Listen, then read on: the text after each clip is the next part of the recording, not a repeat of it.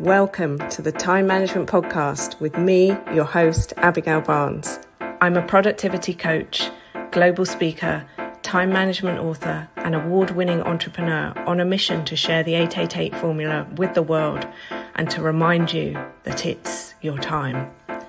Leave it to me to bring you new time management tips, tricks, tools, and strategies, to introduce you to guests, research, and case studies from around the world, and to give you a simple 5-step process you can follow to uplevel your productivity, achieve your goals, and create a life that exceeds your wildest dreams.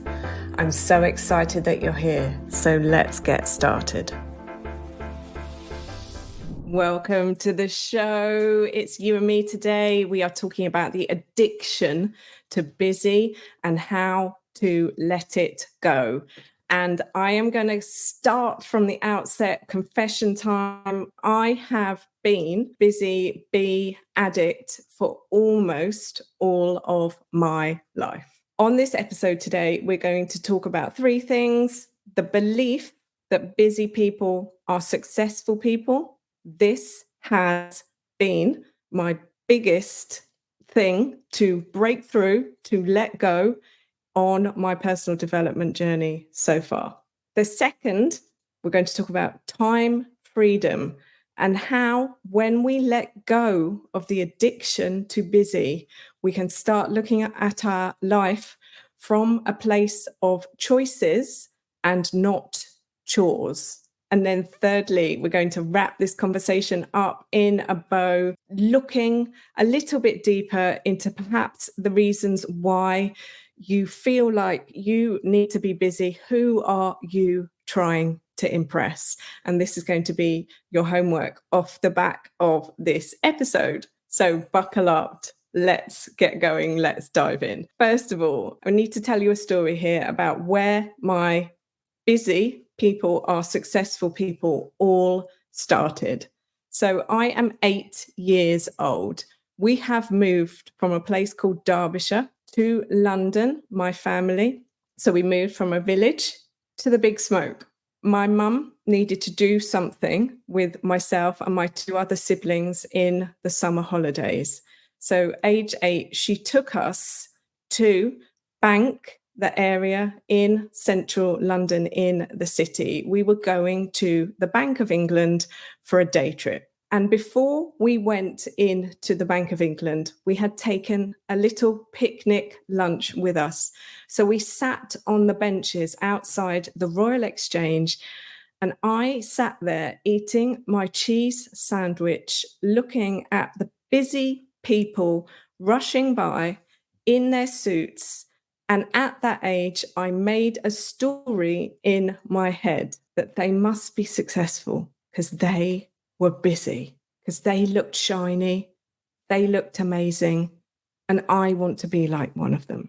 So for years from that day, I proudly told friends, family, relatives that I was going to become an executive businesswoman. Doing what? They would ask me. I don't know. I'm just going to be really important and busy. And I'm going to have this suit and have this handbag. And that's what successful people do. And I can pinpoint when my brain fired and wired and stored away that story. And throughout my life, there were times, there were occasions. I was a very busy professional. I was a very busy entrepreneur in the early days of running my business. And if I wasn't busy, I just used to feel like I wasn't being productive, like I wasn't successful, because that was the story. Now, perhaps you have a similar story, maybe not with a cheese sandwich, but perhaps there are people that were around your life as you were growing up who just seemed to be successful because they were busy.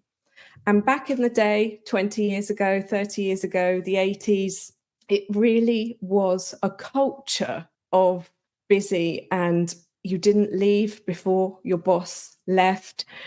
People would jokingly leave their blazers on the back of their chairs in their offices so that it looked like they were still there, even though they'd left. because you never left before your boss. Now, we talked in the previous episode about how certain things that we do and that we did were the consequence of what happened before that.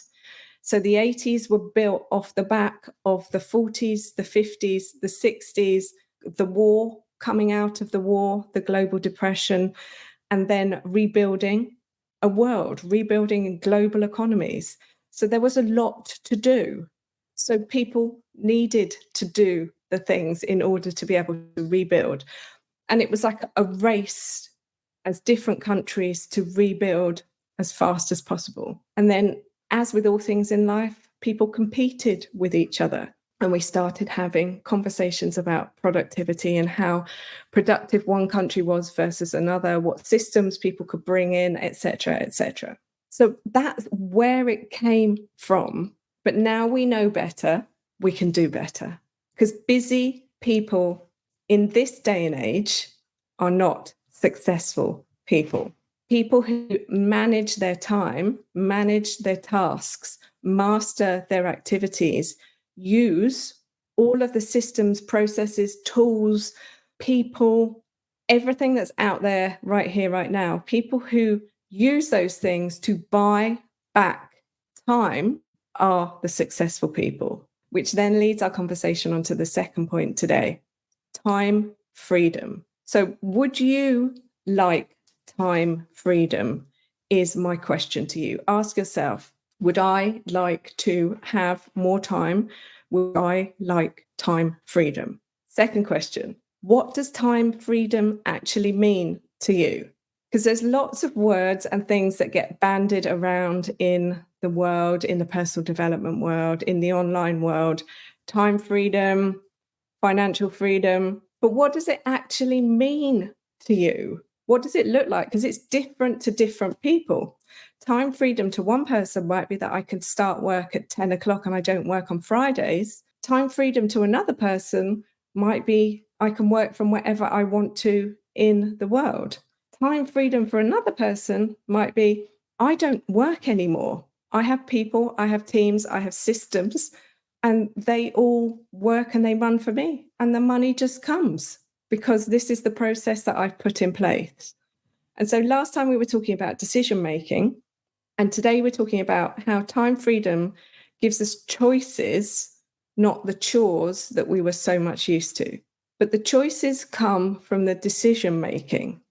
So what people have done to set up the lifestyle of the time freedom, because you can't create a business and walk away the next day. As much as we would love to believe that, as much as there are courses, trainings out there selling us this magic bean, it doesn't exist. Everything takes time. Everything requires decisions and steps and processes and strategies, but it is possible. So finally, the third thing, when we're talking about the addiction to being busy and how to let it go, we need to acknowledge within ourselves, and this is part of your homework for this conversation today, acknowledge within ourselves what we are running from when we are keeping ourselves busy, who we are trying to impress when we keep ourselves busy, what we think people will think about us when we say, I'm so busy. Are they going to think, oh, wow, look at them, they're so successful? Are they going to think, wow, look at them, they could do with some time management. Maybe I should tell them about Abigail. Or does it actually matter what anybody thinks about anything? Because the reality is everybody has an opinion, but it's your life. And when you get the stories, again, the Brene Brown work, the stories you're telling yourself are running your life. And the moment you stop telling the story and you realize that you are incredible and that you no longer need to perform to receive love, to receive acceptance, to receive the things that you want.